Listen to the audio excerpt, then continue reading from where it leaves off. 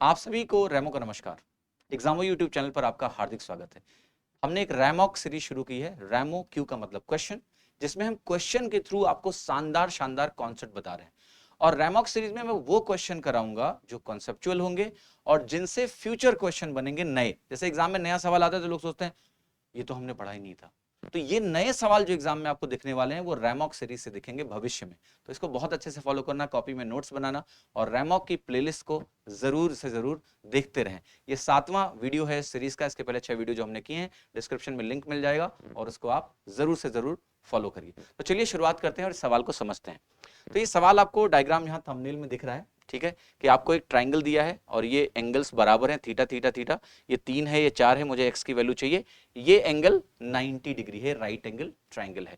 तो जरा देखते हैं इसको। और ये आपके मेंस में अगर आया तो +3 नंबर आपको मिलेंगे और जिनको नहीं आता है उनसे ये सवाल नहीं होने वाला और आप सेकंड्स में सवाल को उड़ा दोगे, क्योंकि इस वीडियो के अंत में मैं आपको एक जनरलाइजेशन दे दूंगा कि एक्स की वैल्यू इस के टर्म में हम कैसे लिख सकते हैं। तो कोई भी सवाल आएगा, यहाँ 3 4 की जगह 5 6 होगा तो भी आप लगा दोगे, जो भी वैल्यू होगी आप सॉल्व कर लोगे। अंत तक जरूर देखना, मैं एक्सप्लेन भी करूंगा कि ऐसा क्यों, तो पूरा प्रूफ भी है जनरलाइजेशन कैसे हुआ और बाद में वो जनरलाइजेशन आपको ध्यान रखना है। तो जैसे आपके सामने ये डायग्राम है, ये सवाल है। इस सवाल में राइट एंगल ट्राइंगल और आपको थीटा थीटा दिख रहा है, 3 एंगल बराबर दिख रहे हैं। आप कहोगे 2 एंगल बराबर होते हैं तो हम एंगल बाइसेक्टर थ्योरम यूज कर लेते हैं। यहाँ 3 एंगल बराबर है तो एंगल बाइसेक्टर थ्योरम लग तो रहा है लगेगा, बट कैसे लगेगा। तो यहां पर ये सवाल 2 बार एंगल बाइसेक्टर थ्योरम लगा के सॉल्व हो जाएगा। बट इस सवाल को करने का जो सबसे छोटा तरीका है, प्रूफ करने का जो सबसे छोटा तरीका है, उसमें कंस्ट्रक्शन करना पड़ता है। तो कंस्ट्रक्शन कैसे करना है ये हम समझते हैं। मैं एक पॉइंट यहां पर ए और बी इसको लिख देते हैं और इसको हम एक्स लिख लेते हैं, सो दैट आप यहां 3 और 4 में ना फंसे। ए और बी के टर्म्स में रिजल्ट ध्यान रखें, जनरल प्रूफ करते हैं। तो कंस्ट्रक्शन देखिए मैंने ऐसे किया है कि मैंने एक ए दूरी पर इधर इसको एक्सटेंड किया। ये लाइन चूंकि परपेंडिकुलर है तो नेचुरली आपको पता है कि ये दोनों बराबर हो गए, क्योंकि मैंने ए दूरी एक्सटेंड किया। तो ये लाइन क्या हो गई, परपेंडिकुलर बाइसेक्टर हो गई। अब एक अच्छी बात आप ध्यान रखना कि अगर कोई लाइन सेगमेंट है और उस पे आपने एक परपेंडिकुलर बाइसेक्टर बनाया, तो इस पे कोई भी पॉइंट अगर आप दोनों एंड पॉइंट से ज्वाइन करते जाओगे तो आपको आइसोसेलेस ट्राइंगल मिलते जाते हैं, समद्विबाहु त्रिभुज मिलते जाते हैं।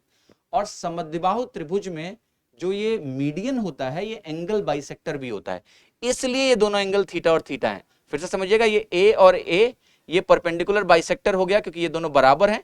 परपेंडिकुलर बाइसेक्टर पे कोई भी बिंदु अगर आप इन दोनों एंड पॉइंट से ज्वाइन करोगे तो आपको आइसोसेलेस ट्राइंगल्स मिलते रहेंगे। यहां पे चूंकि एक एंगल ऑलरेडी थीटा दिया है तो ये अपने आप थीटा हो गया। अब ये जो आपका त्रिभुज है वो पहले से बड़ा हो गया। अब इस बड़े त्रिभुज में मैं आपको 2 खास बातें बताऊंगा जिसकी मुझे जरूरत है, जिससे हम ये सवाल करने वाले हैं। तो बहुत ध्यान से देखिएगा, मैंने यहां नोटेशन दे दिए A B C D E और एफ। अब आपको एक चीज समझनी है, मैं कुछ साइड के नाम भी लिख रहा हूं क्योंकि ये आइसोसेलेस ट्राइंगल है, तो इसकी भुजाओं को मैं एक्स डैश लिख रहा हूं, बराबर है। एक्स डैश इसलिए लिख रहा हूं क्योंकि यहां ऑलरेडी एक्स है, तो आप इससे कंफ्यूज ना हो, ये अलग चीज है। ये दोनों भुजाएं एक्स डैश आपस में बराबर हैं, आइसोसेलेस ट्राइंगल को डिनोट कर रही हैं। एक ये तीसरी भुजा है ए ई, इसको मैं बोलूंगा कि ये भुजा है वाई। अब हम इसका इस्तेमाल करके एक्स डैश और वाई को एलिमिनेट करेंगे ताकि हमारे रिलेशन में सिर्फ ए रहे, बी रहे और एक्स रहे, इसके अलावा कुछ नहीं रहे। तो सबसे पहले आपको एक महत्वपूर्ण बात जो मैं दिखाने जा रहा हूं वो सभी को बहुत ध्यान से देखनी है, वो ये है कि अगर आप पूरा बड़ा वाला ट्राइंगल देखो ए एफ ई, तो इसमें ए सी हमारा क्या है, एंगल बाइसेक्टर है, क्योंकि इधर 2 थीटा इधर 2 थीटा, एंगल बाइसेक्टर हो गया। अब एक एंगल बाइसेक्टर थ्योरम होता है कि एंगल बाइसेक्टर जो होता है वो विपरीत भुजा को किस रेशियो में डिवाइड करता है, ये दोनों साइड रेशियो में डिवाइड करता है। यानी एक्स डैश बटे वाई जो साइड रेशियो है इस पूरे बड़े वाले ट्राइंगल में, उस रेशियो में ये एंगल बाइसेक्टर इसको डिवाइड कर देगा। यानी 2a जो ये लंबाई है 2a है अपॉन b प्लस एक्स जो होगी वो x डैश बटे y के बराबर होगी। ये देखिए आगे आपके सामने यही लिखा हुआ है कि AFE ट्राइंगल जो है उसमें AC हमारा एंगल बाइसेक्टर है और AC एंगल बाइसेक्टर होने की वजह से ये भुजाओं का अनुपात है AF बटा AE। ये AF है, ये पूरा हमारा AE है। AF का जो AE से अनुपात है वो आप देख लीजिए लिखा है FC बटा CE है। ये हमारी FC है, ये C है, यही बात मैंने बोली थी। FC की वैल्यू देखिए यहाँ पर 2a है, CE की वैल्यू b प्लस एक्स है और ये value x dash upon y क्या है, ये भुजाओं का अनुपात है। इसको हम बोलेंगे इक्वेशन नंबर 1। मैं आपको एक और एंगल बाइसेक्टर अब दिखाऊंगा जिसमें x डैश और y का अनुपात फिर से आएगा। एक और ट्राइंगल मेरे पास है, अगर आप ध्यान से देखो ये वाला ट्राइंगल, इस वाले ट्राइंगल की भी जो 2 भुजाएं हैं वो x डैश और y ही हैं। और ये लाइन क्या है, एंगल बाइसेक्टर है, क्योंकि ये थीटा थीटा एंगल में डिवाइड कर रहा है। वहां टू थीटा था, यहाँ थीटा थीटा, ये लाइन एंगल बाइसेक्टर है। यहां भी हम एंगल बाइसेक्टर थ्योरम लगा सकते हैं, और एक्स डैश और वाई के रेशियो में क्या डिवाइड होगा, ये और ये, ठीक है। b अपॉन एक्स जो होगा वो एक्स डैश अपॉन वाई होगा। तो दूसरे ट्राइंगल के बारे में लिखा है कि जो ट्राइंगल ACE है हमारा, उसमें AD लाइन हमारी एंगल बाइसेक्टर है। AD अगर हमारी एंगल बाइसेक्टर है तो AC का जो AE से रेशियो है, ये हमारा AC हो गया, ये हमारा AE हो गया, ये रेशियो हमारा CD और DE के अनुपात के बराबर है। तो x डैश बटा वाई यहां से क्या आ गया बेटा, b अपॉन एक्स के बराबर हो गया। अब दो इक्वेशंस हैं 1 और 2, इसमें दोनों में x डैश बटा वाई a और b और x के टर्म में लिखा हुआ है। तो क्या ये दोनों इक्वेशन को हम इक्वेट कर सकते हैं, x डैश अपॉन वाई को बराबर कर सकते हैं, यस। तो ये वैल्यू क्या इसके बराबर हो गई, यस। और अगर ये वैल्यू इसके बराबर हो गई तो जरा ध्यान से देखिए कि क्या हुआ हमारा यहाँ पर 2a upon B plus x जो है हमारा, ये किसके बराबर हो गया, b अपॉन एक्स के बराबर हो गया। क्रॉस मल्टीप्लाई किया तो ये 2ax हो गया, यहाँ ये value b square plus b x हो गई। अगर आप bx को इधर लेके आके x कॉमन लोगे तो ये बनेगा x into 2a minus b बराबर बी स्क्वायर। तो x की वैल्यू क्या हो गई, b square upon 2a minus b. देखो यहाँ ना x डैश है ना यहाँ y है, सिर्फ वो चीजें हैं जहां से हमने शुरुआत करी थी।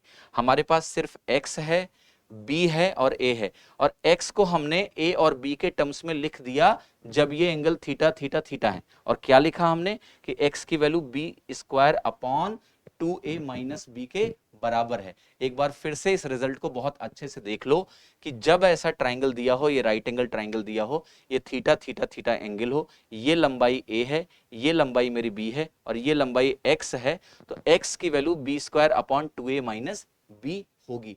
अब एग्जाम में सवाल आ सकता है, इसमें 3 वेरिएबल हैं आपके x, a और b। कोई भी 2 दिए होंगे और तीसरा पूछ लेगा।